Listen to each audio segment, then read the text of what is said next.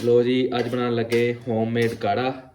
अच्छा ये लिए आह हल्दी कच्ची हल्दी कद्दूकस करके भाई। हाँ पाओ, जे कच्ची ना हो तो दूजी। हाँ दूसरी पाई जा सकती आधा चमचा पा लो।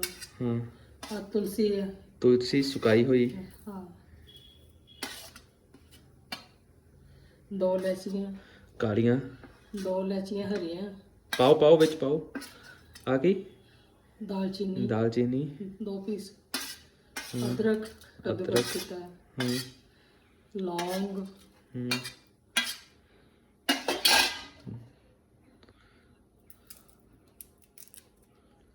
ये बड़ी इलायची बड़ी इलायची 2 ते हरियां 2 हरियाँ 2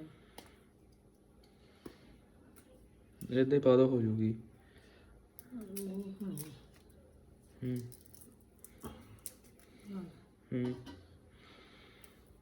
ये सर्दियों ਲਈ होममेड काढ़ा खांसी जुकाम ਲਈ ठीक है।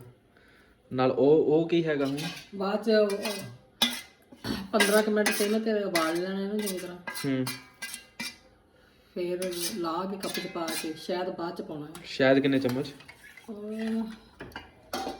ਅਸੀਂ ਤੇ ਜਿਹਦਾ ਸ਼ੂਗਰ ਵਾਲਾ ਅੱਧਾ ਕੀ ਪੈਂਦਾ ਹੈ ਉਹ ਇੱਕ ਪਾ ਸਕਦਾ। ਅੱਛਾ ਉਹ ਚੱਕਿਓ ਕਿਹਨੇ ਹੈਗਾ ਉਹ ਤਾਂ ਬਨਸਕਾ ਵੈਸੇ ਆ ਦਸ਼ਾਂਦਾ ਇਹਨੂੰ ਬਨਸਕਾ ਇਹ ਪਾ ਸਕਦੇ ਆ। ਇਹਨੂੰ ਖੋਲੋ ਜੇ ਜ਼ਿਆਦਾ ਜ਼ੁਕਾਮ ਹੋਇਆ ਜੇ ਜ਼ਿਆਦਾ ਜ਼ੁਕਾਮ ਹੋਇਆ ਇਹ ਪੰਸਾਰੀ ਦੀ ਦੁਕਾਨ ਤੋਂ ਮਿਲਦਾ ਠੀਕ ਹੈ। ਪਾਓ ਥੋੜਾ ਜਿਹਾ ਪਾ ਬਸ ਠੀਕ ਹੈ ਜੀ। ਕਾੜਾ ਹੁਣ ਸਾਡਾ ਤਿਆਰ ਹੋਊਗਾ 15 ਕੁ ਮਿੰਟਾਂ 'ਚ।